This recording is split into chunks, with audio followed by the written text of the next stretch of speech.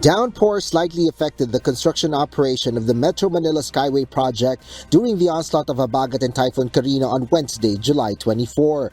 While the cemented walls protected deep excavations from the flood and rain, particularly in the priority area where the boring machine will be placed, its contractor needed to mitigate the entry of heavy rain falling directly into open areas of the construction site.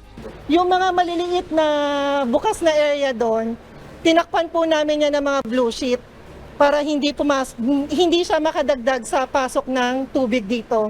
Pero dito po sa area na to, since hindi po natin matatakpan yan, ang ginawa namin is, nung nagsisimula ng bumuhos yung ulan, nagsisimula na rin po kami magbomba ng tubig palabas ng istasyon.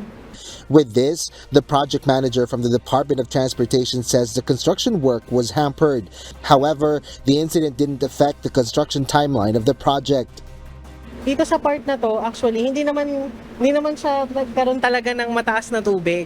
Pero preventive measure, stoppage of works para sigurado tayo na safe din yung mga workers natin. Siyempre, yun ang mahalaga. Aside from the construction itself, hindi naman po naapektuhan yung construction timeline po natin.